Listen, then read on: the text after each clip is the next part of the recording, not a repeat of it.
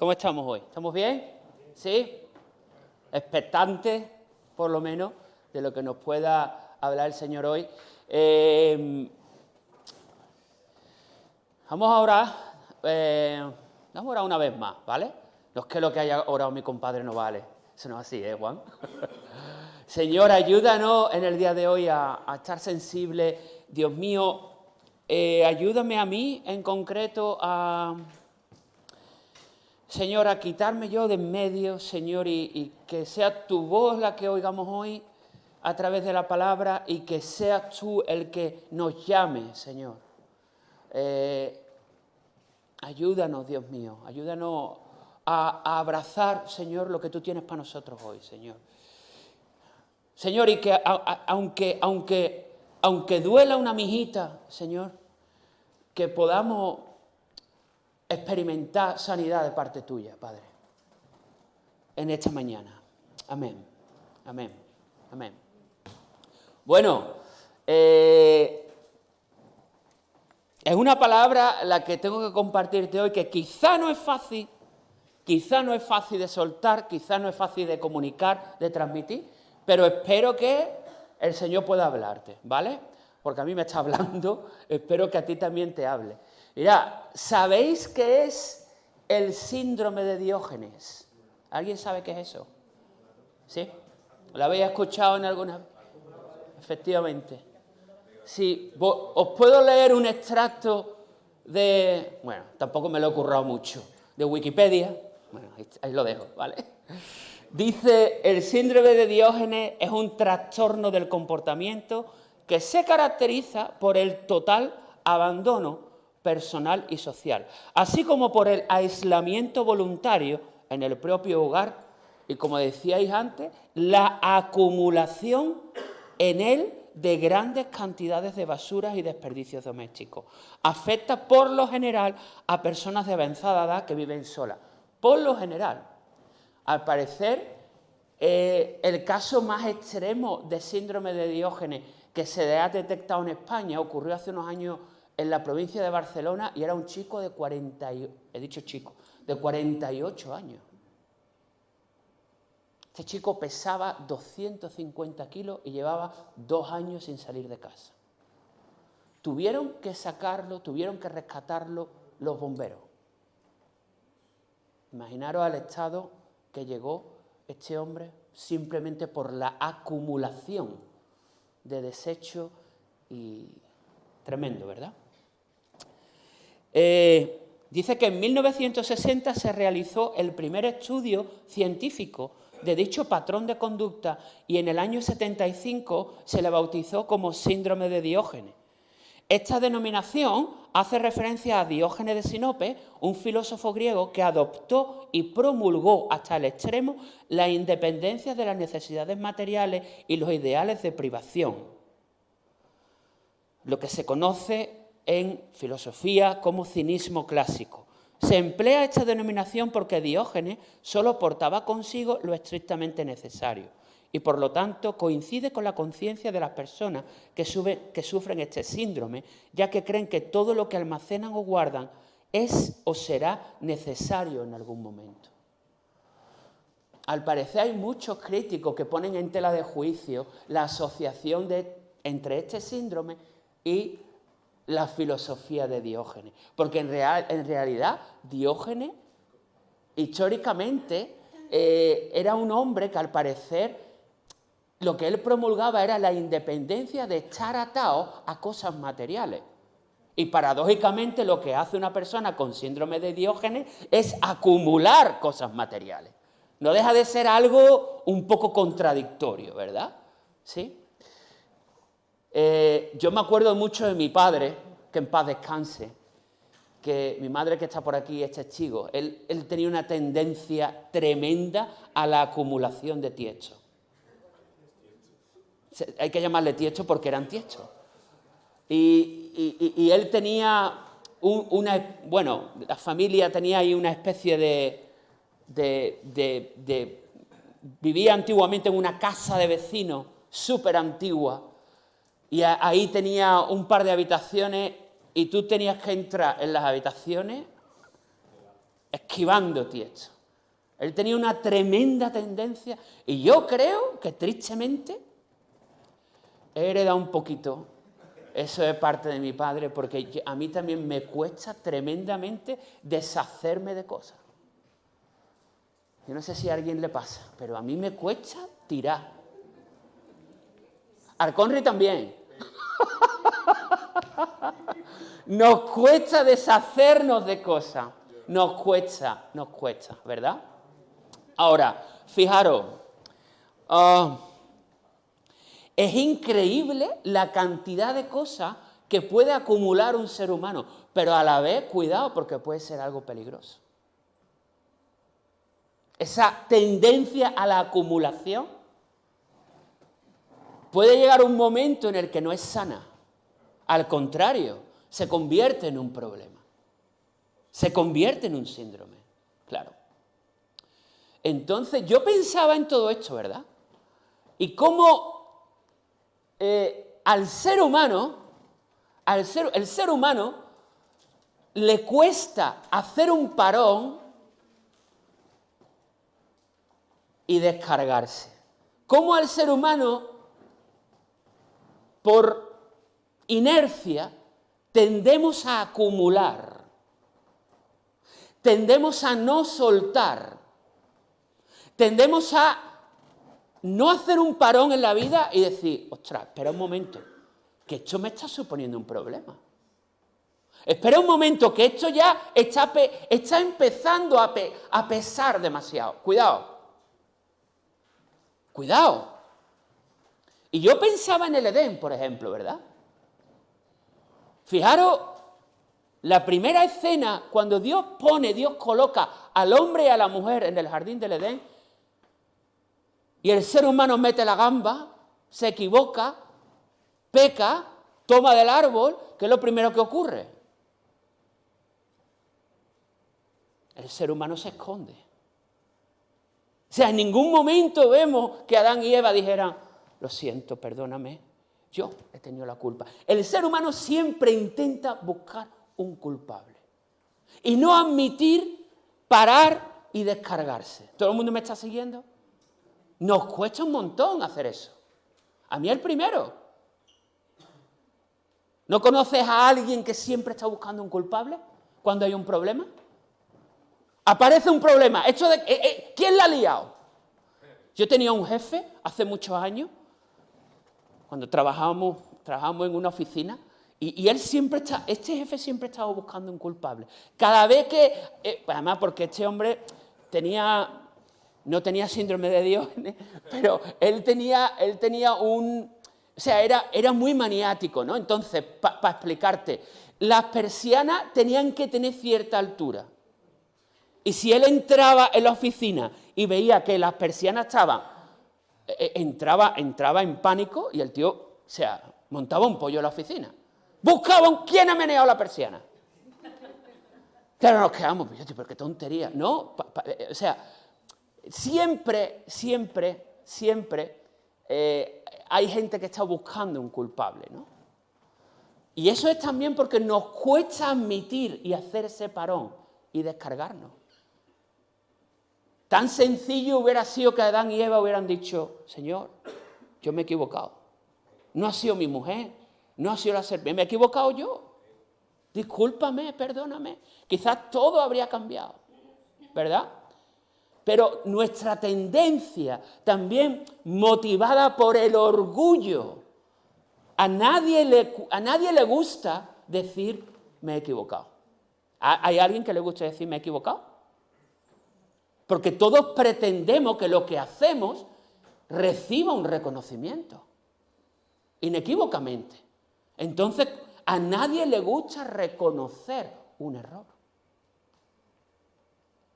Ahora, es necesario. Es necesario. Y fijaros, esa tendencia a la acumulación choca de frente con este pasaje de la Escritura, que todos conocéis y que encontramos en Romanos capítulo 12. Todos conocemos este pasaje de la Escritura. Dejadme leerlo rápido. Está hablando aquí el apóstol Pablo, ¿no? Y dice, así que hermanos, os ruego por las misericordias de Dios que presentéis vuestros cuerpos en sacrificio vivo, santo, agradable a Dios, que es vuestro culto racional. No os conforméis a este siglo, sino transformaos por medio de la renovación de vuestro entendimiento, para que comprobéis cuál sea la buena voluntad de Dios, agradable y perfecta. Todos conocemos este pasaje, lo hemos leído miles de veces, pero yo quiero presentártelo hoy desde esta perspectiva. Es decir, esto es un llamamiento a la renovación. Esto es un llamamiento a la no acumulación, porque la acumulación choca con la renovación. Es imposible renovar algo que está lleno. Hay que vaciarlo. Hay que sacar lo que hay ahí. Cuando los casos extremos de síndrome de Diógenes son localizados por las autoridades, lo primero que hacen es hacer una limpieza exhaustiva del hogar. Porque imaginaros, si a esa pobre criaturita la tenemos que poner en una residencia, ¿qué hacemos? ¿Metemos ahí a alguien con toda la basura a vivir? ¿A que sería impensable? Es impensable. Hay que sacar. Para renovar hay que sacar. ¿Todo el mundo me está entendiendo? Sí, en esta mañana, ¿verdad? Entonces, fijaros la invitación de Pablo, lo potente que es en este sentido. Es una invitación número 1, yo creo que es a confesar, porque dice presentad vuestros cuerpos. Preséntate delante de Dios, confiesa, abre tu corazón.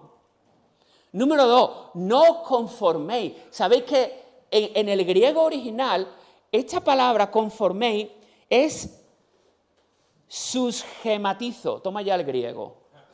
Susgematizo. ¿Y eso qué significa?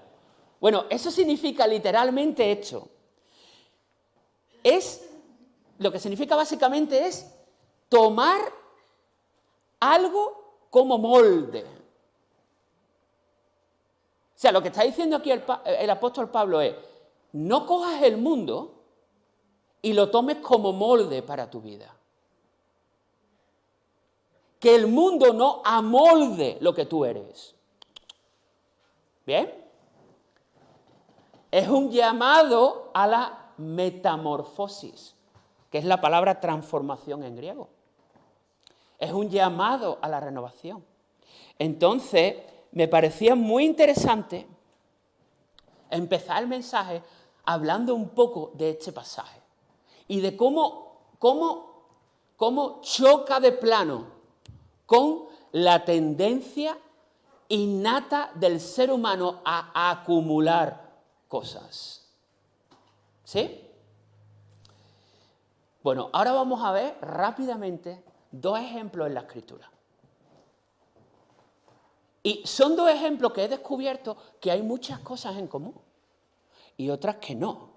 Pero vamos a ver 2 ejemplos de 2 personajes bíblicos que se enfrentaron al hecho de la acumulación. Y cómo cada uno bregó con ese reto de maneras diferentes. ¿Ok? ¿Bien? ¿Sí? Número 1. Vamos a hablar de el hombre más fuerte del universo en aquella época. Su nombre era, Sansón. Qué buena película de los años 50, Sansón y Dalila, que la echa en toda la Semana Santa, ¿o no? Como dice Dante Hebel, si nos acordamos de esas cosas, ya va siendo hora del examen de la próstata y todo el rollo ese, ¿no? O sea que los jóvenes no tenéis ni idea de lo que estamos hablando. Bueno, Sansón, este hombre que tuvo una entrada en escena brutal La historia de Sansón está recogida en los capítulos, del capítulo 13 al capítulo 16 del libro de Jueces en la Biblia. Una época convulsa, una época en la que, de verdad, el pueblo de Israel metía la gamba de Asiria, ¿no? Después de la partida de Josué, hay un vacío en ese pueblo. Hay un vacío en el liderazgo, hay un vacío en la dirección, hay un vacío en cuanto a valores, se olvidan del Señor y la gente que aparece y desaparece tiene su claroscuro, es una época oscura en la que cada cual hacía finalmente lo que le venía en gana. En esa escena irrumpe Sansón, un tío que prometía, un tío sobre el que había expectativas, potente. ¿Por qué? Porque el pueblo de Israel en aquella época estaba machacado por los filisteos. Los filisteos continuamente no dejaban de asolar la tierra de Israel y eran una continua amenaza y eran un continuo asedio el que mantenían los filisteos sobre el pueblo de Israel. En esa escena aparece este hombre, Sansón. Además, súper interesante, y si lees el capítulo 13 de Jueces, porque esto se cumple, esto es un patrón que se cumple muchas veces en la Biblia, madre estéril, se aparece el ángel y el ángel profetiza que esa mujer se iba a quedar embarazada. Y además, ya desde antes de nacer Sansón, había un ministerio, había algo, había un servicio que él debía cumplir, que era el voto nazareo. El voto nazareo consistía en no cortarse el pelo, no contaminarse con un cadáver. ¿He dicho cadáver? Me ha salido un poco ahí de cadáver, ¿no? Su hermano. Sí, no contaminarse con un cadáver y no tomar vino.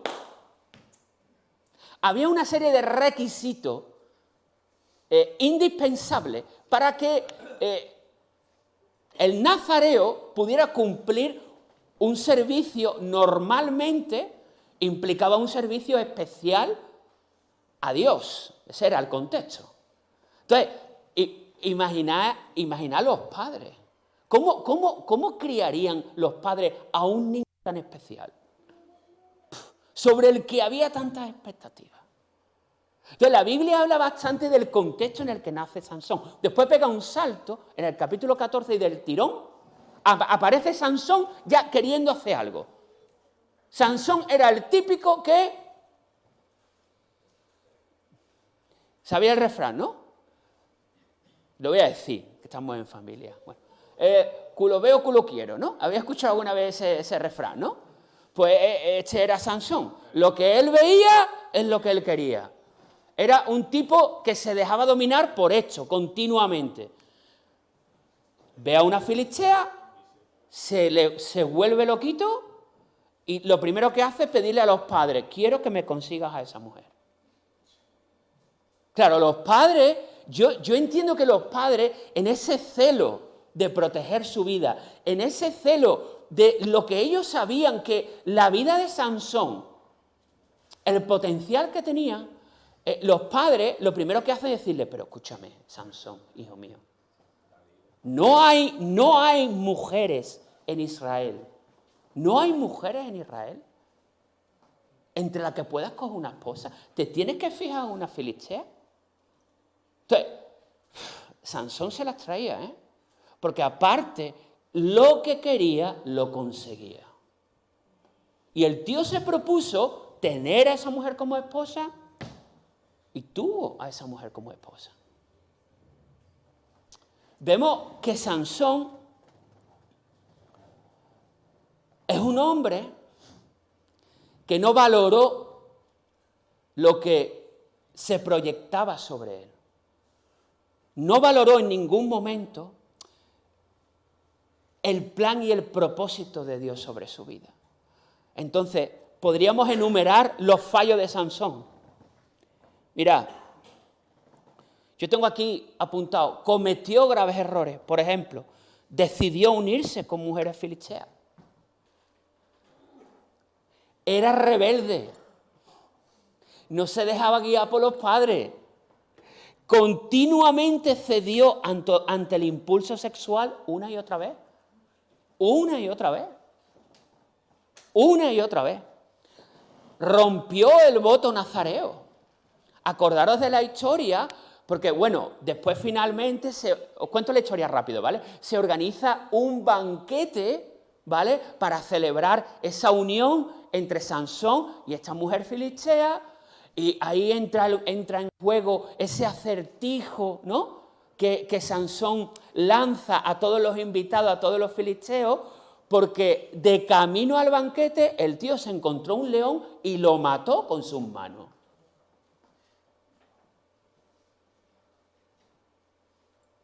O sea, Ángel Cristo a su lado era... Si os acordáis de Ángel Cristo, cuidado, ¿eh?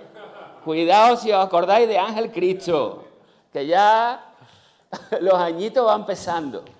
Bueno, sí, este hombre se encuentra un león y se lo carga con sus manos. Dios lo había dotado de una fuerza sobrenatural. Y además la Biblia dice una y otra vez que era el Espíritu de Dios el que venía sobre él y el que lo capacitaba para hacer esas proezas. Entonces el tío va de camino al banquete, se encuentra un león, se lo carga, después pasa otra vez por allí y se encuentra que en el cadáver del león hay un panal con miel y él, ni corto ni perezoso, no duda en manipular el cadáver del león. Ya se había contaminado. Ya había roto su voto, ya había despreciado los planes y el propósito de Dios para su vida. Entonces, fíjate, presta atención conmigo. Rebeldía, dejarse guiar por esto, nada más. Romper el voto. Vamos acumulando basura, una y otra vez. Vamos acumulando basura. Y además, Sansón tenía un problema en su carácter, que era un tío orgulloso. La escena del acertijo, claro, ¿qué ocurre? Que Dios es capaz de sacar algo bueno de cualquier situación. Y Dios usó a Sansón, inequívocamente, a pesar de sus errores. Y esa fuerza de la que el Espíritu de Dios lo llenaba, permitió que Israel respirara del yugo filisteo en algunos momentos. Pero el tío era un orgulloso.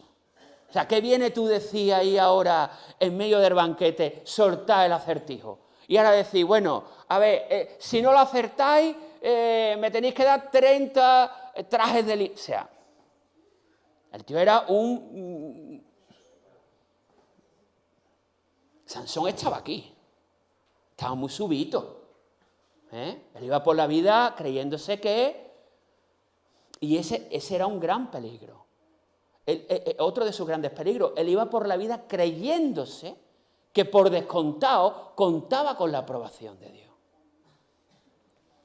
Y que hiciera lo que hiciera, Dios le iba a dar esa fuerza siempre. ¿Sí?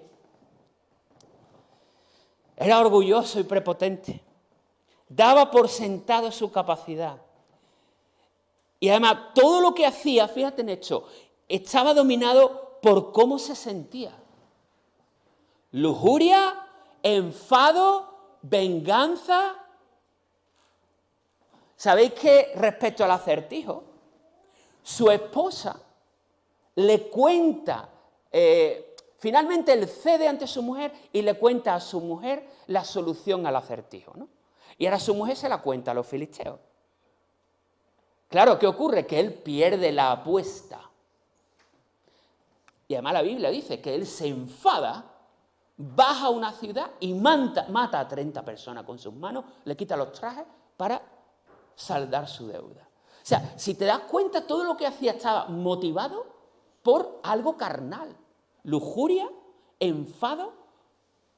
En la última escena de su vida, trágica. La última escena de su vida es súper trágica. en la que ya los filisteos lo han atrapado, lo han hecho esclavo, le han sacado los ojos. Si te fijas, ¿qué es lo que motiva? ¿Qué es lo que motiva ese último despliegue de fuerza en el que se cae el templo y mata a todos los filisteos? ¿Qué motiva eso? ¿Darle la gloria a Dios? La venganza. Podemos seguir añadiendo cosas. Más basura en la casa. ¿Sí? Fijaos. Todo lo que hacía estaba motivado por la carnalidad. Y en ningún momento encontramos a Sansón dándole la gloria a Dios por las cosas. Agradeciéndole a Dios por su fuerza. En ninguna escena. ¿Tanto potencial para qué?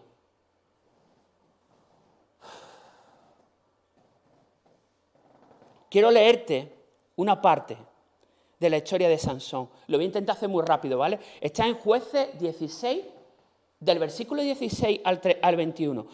Esta es la escena final, ¿vale? Esta es la escena final. Dice, y aconteció que como ella lo presionaba todos los días con sus palabras y lo importunaba, el alma de él fue reducida a mortal angustia. Finalmente sabemos que Sansón se enreda con esta mujer, con Dalila, que es la que le saca el secreto de su fuerza, que radicaba en que si se cortaba el pelo, se convertía en otro hombre común, como cualquier otro. Y esta mujer lo presiona hasta que se lo cuenta. ¿Vale? Avanza un poco. Versículo 18 dice, viendo Dalila que él le había descubierto todo su corazón, envió llamar a los jefes de los filisteos, diciendo, vengan esta vez porque él me ha descubierto todo su corazón. Entonces los jefes de los filisteos fueron a ella, llevando el dinero en la mano. Ella hizo que él se durmiera sobre sus rodillas, llamó a un hombre quien le rapó los 7 mechones de su cabeza. Entonces ella comenzó a atormentarlo, pues su fuerza se había apartado de él. Y ella le dijo, Sansón, los filisteos sobre ti. Él se despertó de su sueño y pensó, saldré como las otras veces y me escaparé. Yo ya sé, doy por sentado lo que va a pasar. Ahora el Espíritu Santo va a venir sobre mí y esto va a quedar en nada. Aquí está la parte trágica, que me parece algo súper trágico, pero no sabía que el Señor ya se había apartado de él. Entonces los filisteos le echaron mano, le sacaron los ojos y lo llevaron a Gaza y lo ataron con cadenas de bronce para que moliera en la cárcel.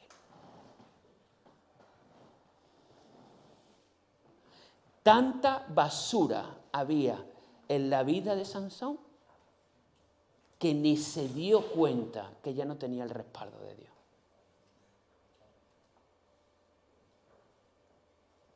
Tan llena estaba la casa que ya el Espíritu Santo ni cabía.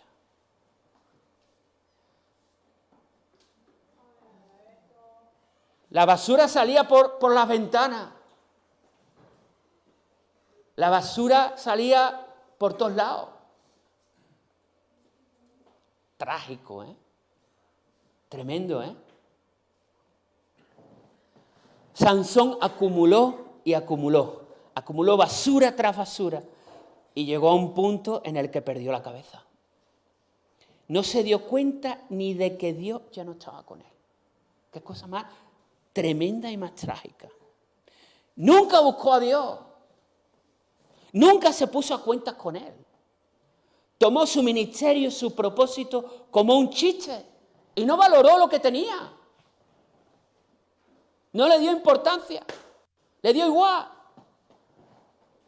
¿Estamos bien? ¿Puedo hablar un poquito más? ¿Sí? ¿Me dejáis unos minutos más? Pegamos un salto estratosférico. ¿Sí? Y aterrizamos en 2 de Samuel.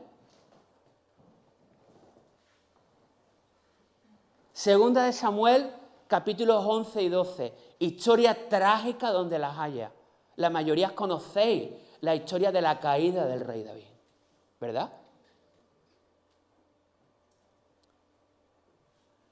Vamos a hacer un contraste y una comparación entre estos dos personajes. Al contrario que con Sansón, el contexto en el que vamos a adentrarnos ahora es un contexto en el que hay cierta o relativa estabilidad en Israel. Ya David, después de tantas penurias, después de haber estado perseguido por el rey Saúl, ya David ha llegado a ser rey en Israel. Ha encontrado un poquito la paz. Y parece que todo está estabilizado, él ya está en su trono, en su palacio, y parece que todo... Tío, cuando estamos viviendo una época en la que tú dices, ostras, pues ahora estoy yo tranquilo. Y hay veces que tú dices, no sé si te ha pasado esto alguna vez, es muchas veces en una de esas épocas en las que tú estás tranquilo, cuando alguien, ¿no? Alguien que tú conoces está viviendo una época buena y de pronto mete la gamba, pero en plan grande. Tú dices, ¿qué necesidad tenía esta persona de involucrarse ahí? O sea, ¿cómo ha pasado esto? Pero tú, ¿qué necesidad tenías de estar ahí y de meterte en ese asunto? ¿Por qué? Yo veo un poco la historia de David en estos capítulos como, y yo, ¿qué necesidad tenía este hombre de involucrarse con esta mujer? ¿Qué necesidad? Dice la Biblia, todos conocéis la historia, que David estaba paseando por el palacio, ¿no? En la época en la que los reyes solían salir a la guerra, pero David no estaba donde se supone que debía estar, que era en la guerra, si no estaba en el palacio, estaba desocupado, y el tipo vio a una chica en la lejanía bañándose, la deseó. Estamos encontrando algún punto con Sansón, ¿eh? Ahí hay una conexión. El tema de la lujuria, del tema sexual, es algo que puede arruinar nuestra vida.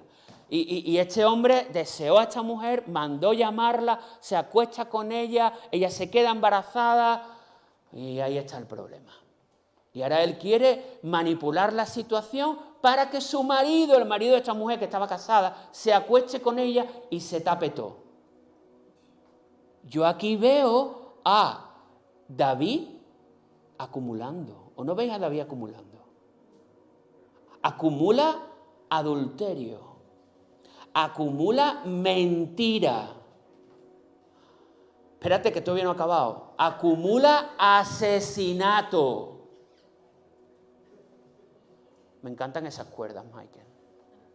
Increíble. Me has leído la mente, brother. ¿Sí?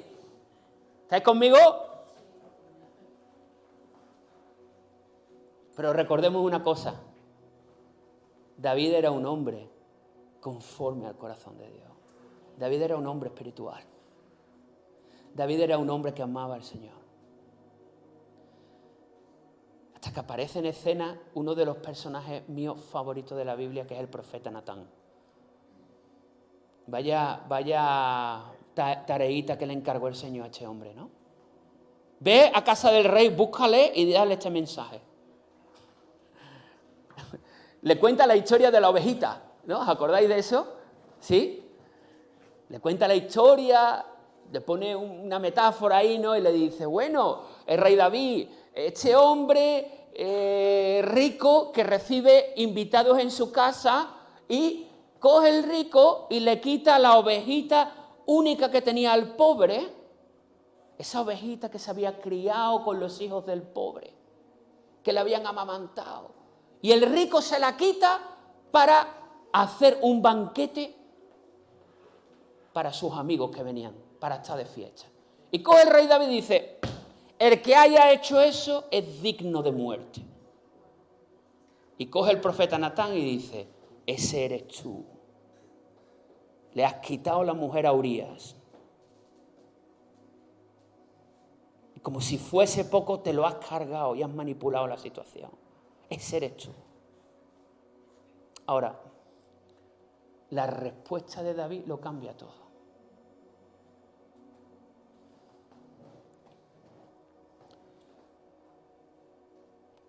Segunda de Samuel, capítulo 12, versículo 13. David respondió al profeta Natán: he pecado contra el Señor. He pecado contra el Señor. Y Natán le dijo a David: el Señor también ha perdonado tu pecado, no morirás. En el momento que David dijo: he pecado contra el Señor, ¿sabéis lo que hizo David? Poner freno a la acumulación. David dijo: aquí no entra más basura en mi casa. Aquí no entra más basura. Se acabó el acumular. Se acabó. David puso un freno. Ahora llegó el momento en el que David necesitaba que se sacase la basura de él. Vamos a fijarnos en un par de detalles. Fíjate.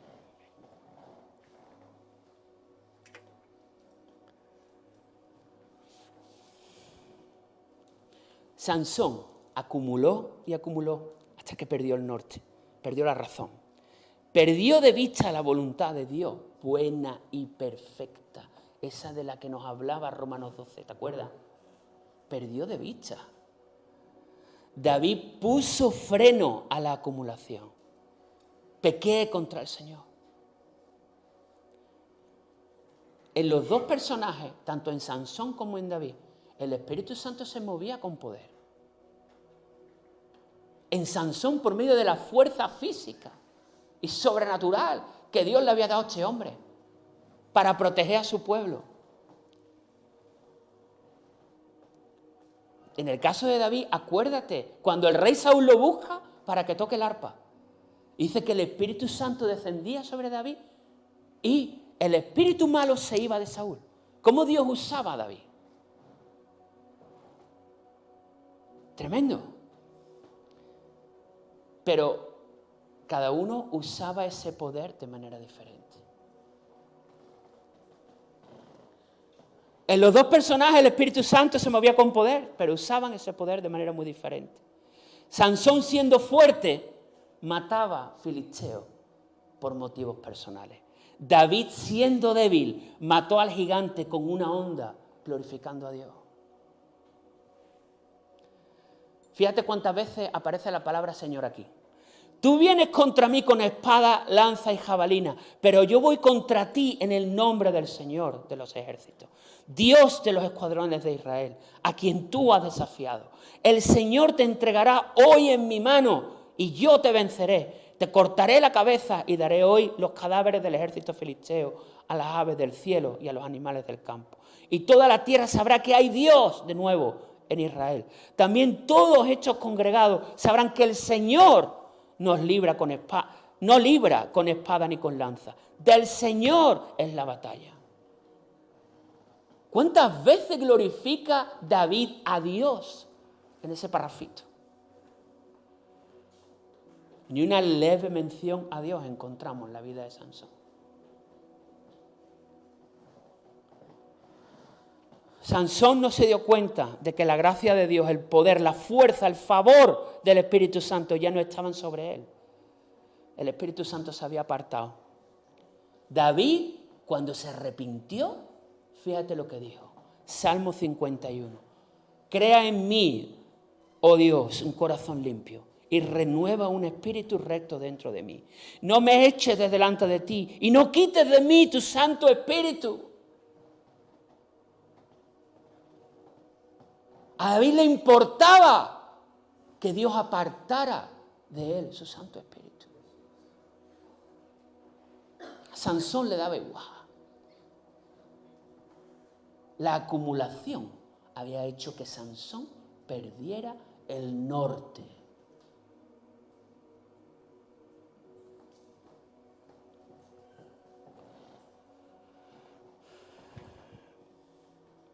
Queridos y queridas, quizá el Señor nos está llamando hoy a dejar de acumular, a poner freno a la acumulación. Quizás Dios nos está llamando hoy a poner un freno. Stop. acumular no es bueno. ¿Qué estamos acumulando? ¿De qué estamos llenando nuestra casa? Estamos padeciendo del síndrome de Diógenes espiritual. ¿Cómo está nuestro contenedor, nuestro baúl? Dice la Biblia en Isaías, todos conocemos este pasaje, ¿verdad?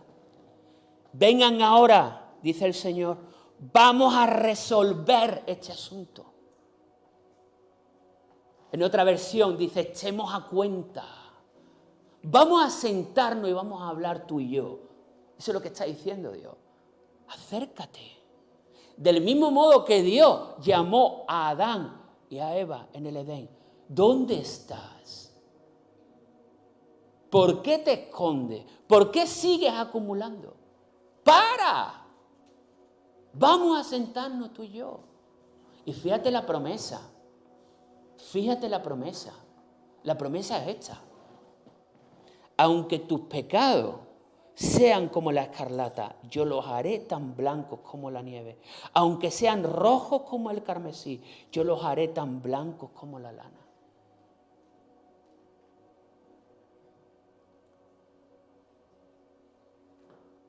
¿Sabes que acumulamos y acumulamos? Acumulamos y acumulamos porque muchas veces todavía no conocemos bien el corazón del Padre. Creemos que el Padre nos va a reventar. Creemos que el Padre nos va a castigar, nos va a reventar, va a destruir nuestra vida. Y siempre me encanta esta cita que te voy a decir ahora. Me encanta. Porque ¿sabes qué dice la religión? La religión lo que dice es lo siguiente. He metido la pata, mi padre me va a matar. He metido la pata, mi padre me mata. Como se entere mi padre me mata. ¿Te has sentido así alguna vez con tu padre terrenal? Uf, la que he liado. Cuando me cojo a mi padre me revienta. Ahora, cuando tú conoces a Dios como Padre, cuando tienes una revelación de la paternidad de Dios, la cosa cambia. Porque tú dices, he metido la pata, necesito llamar a mi Padre ahora mismo. Necesito hablar con Él. Déjame decirte en esta mañana que nuestro Padre es el segundo tipo de Padre. Es el segundo tipo de padre, no es el primero. Es ese que está deseando ponerse a cuenta. Es ese que está deseando sacar la basura de nuestro hogar.